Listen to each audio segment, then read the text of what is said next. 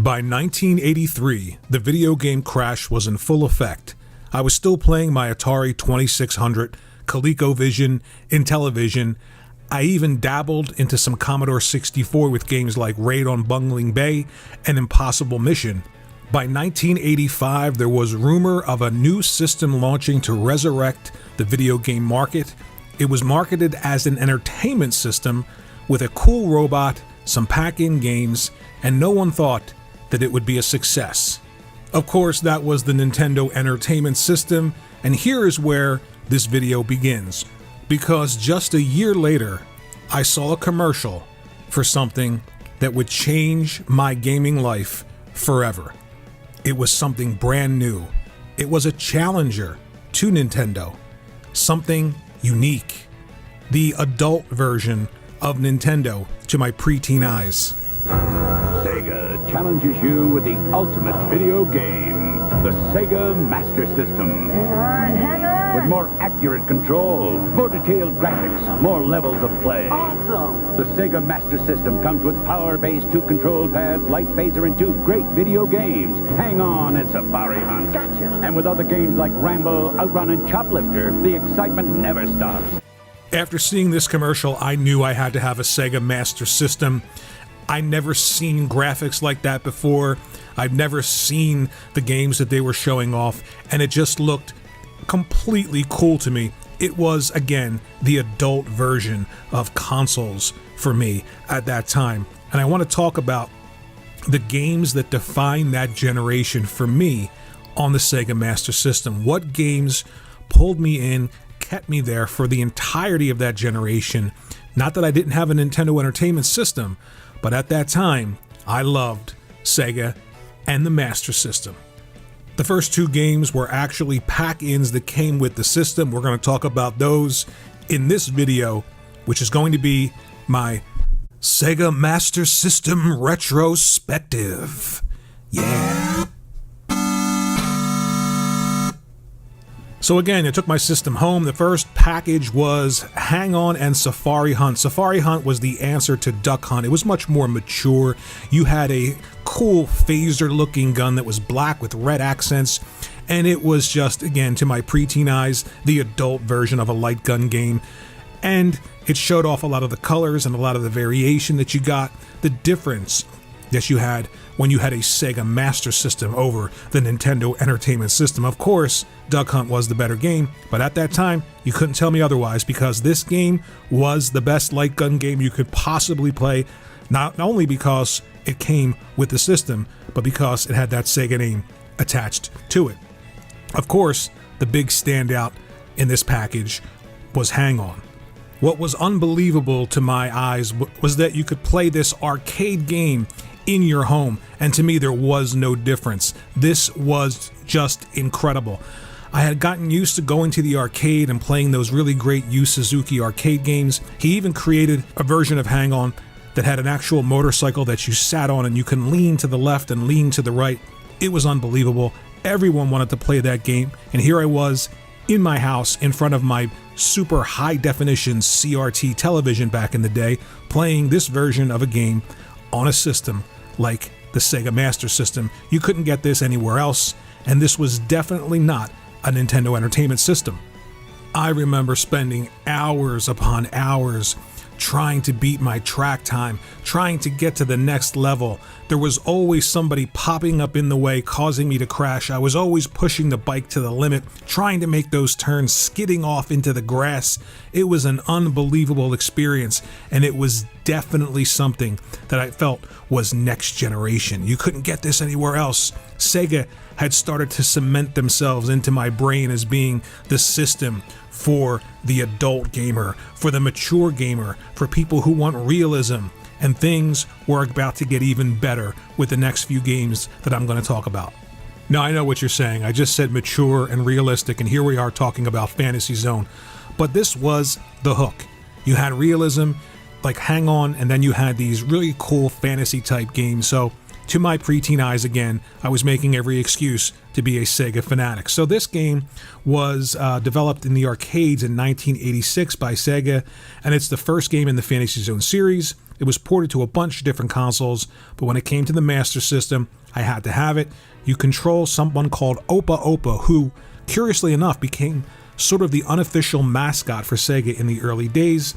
It's a typical traditional scrolling shooter, but what was really cool about this is that in between levels, you can choose to spend points that you got on upgrades to Opa Opa. So you could choose whether or not you would have certain abilities versus other abilities and then use them in the next level. And it gave me that sense of having control over a game, not just going on a journey, but actually being able to sort of passively have some sort of input in what I was doing, or actively have an input in picking out these different upgrades for Opa Opa. And again, the great sound that came out of the Master System, those great soundtracks, this was one that I find myself humming repeatedly over and over and over again, even to this day. Once again, in 1986, here's a game that completely blew me away. And another curious fact, Yuji Naka, the creator of Sonic the Hedgehog, worked on a lot of early games, and this was one of them for Sega and the Master System. Black Belt, side-scrolling, single-player beat-em-up game, and it came out again in 1986 on the Master System. This one is pretty straightforward, but again, the idea of getting the jumps down right, timing the attacks, getting those power-ups as they passed by over the screen. I remember sitting down and playing this game for hours and then getting to the bosses and trying to learn their patterns over and over and over again. I had that kind of patience back then. Right now, I wouldn't be able to do it, but I loved this game when it came out, and it was a progression for me. So I started off with Safari Hunt, and I started off with Hang On. Then I went to Fantasy Zone, and then I'm getting Black Belt. The games kept coming. They were the mature games for mature gamers.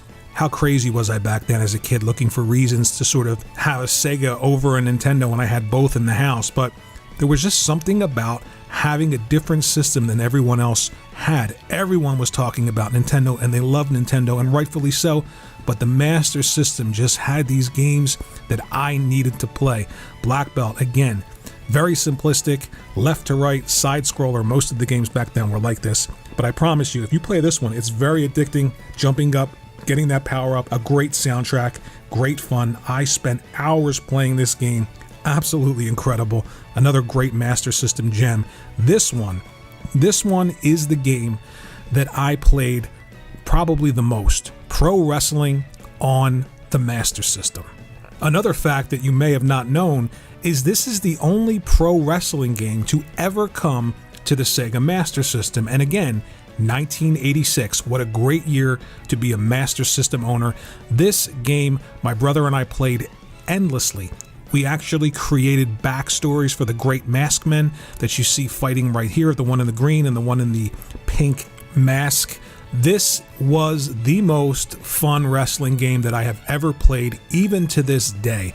We had so much fun. We would have tournaments. We would have fake WWF. Yes, WWF, before that Wildlife Foundation decided that they wanted their name back. We would have fake WWF wrestling matches. We had leagues. This was just an unbelievably great wrestling game. I think it's probably one of the purest and most fun wrestling games that I've ever played, and I think it's unmatched. I really do. The music, going outside of the ring, the music changes, and there's always that one chair just sitting right there waiting for you to pick up, take it back into the ring. I can't tell you how many times we fought over who got back into the ring quickest. They count you out. Unbelievable, unbelievable great time with pro wrestling on the Master System. 1987 saw the release of one of the greatest role-playing games ever on the Sega Master System, Phantasy Star. Another interesting fact about this game is that all the characters have predefined personalities and abilities. That was completely unique when you compare it to other RPGs of the era that gave you customizable characters. So story was so central to this game, and it was truly a journey. Designer Kotaro Hayoshida and programmer Yuji Naka, they formed a team, and they wanted Phantasy Star to be a unique RPG experience. So they added elements like 3D dungeon crawling, a female protagonist, and ample animation. And when I saw that 3D dungeon crawling in the advertisement for this game, I was completely blown away. I've never seen anything like that before when I saw it. It was unbelievable. Actual 3D on my Master System. It looked like I was walking through a tunnel, walking down a hallway, and then instantly plunged into a fight. It was unbelievable. The game was a fusion between medieval fantasy and science fiction, and another interesting fact is it was inspired by Star Wars. When you look back at Phantasy Star, it's a landmark RPG. Not only did it use a science fantasy setting, but again, that use of predetermined characters had never been done before. You were always given a choice. You can mix and match. They gave you a character that was fully fleshed out. They had their own abilities, and everything about them was already set from the start of the game, completely unique to other RPGs at the time. Another curious fact is that this game came out 2 days after Final Fantasy arrived for the Famicom. So this game stood up to Final Fantasy, and many people felt that this game was much better than that first Final Fantasy game, including myself.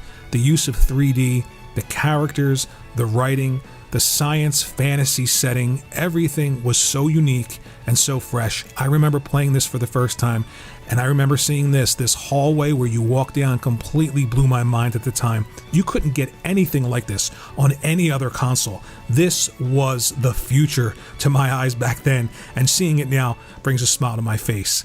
Any game in the 80s had to feature a robot that transformed, and this one was no different. Transbot, I loved this game. It came out in 1985. It was a side-scrolling shooter for 1 or 2 players. You control CA-214, a starfighter that can transform into a robot. The Transbot. So essentially, it's impossible. The game features only 2 levels, and beating the boss loops the game back to the first level default gun, but you can collect symbols, and you can choose a new weapon to use based on each choice. So you have 6 choices. They scroll past at the top of the screen, and the Transbot will be powered with whatever selection they make. Power-up weapons will only last until all of the ammo is exhausted, which will cause Transbot to reverse to the basic weapon. This one I've spent hours with, only because, again, in the 80s, anything and everything that transformed was cool. And no matter how many times it transformed back and forth into the same thing, you can watch it for hours. And that's what I did here. I loved the Transbot. I loved getting all the collectibles. I loved getting all of the transformations and using all of the new weapons.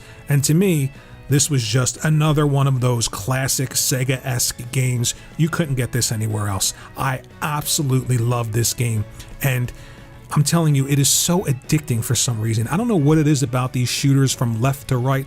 Simplistic scrolling, but there's something about that twitch effect of shooting everything on the screen, weaving and dodging. It just never gets old. It's almost like the basic form of gameplay that you just never forget and never get tired of. And this is one of those games that, again, on the Master System, unbelievable. I had a great time playing this game, and I couldn't get anything like this on the Nintendo Entertainment System. It was just solidifying the fact that the Master System was a system to have.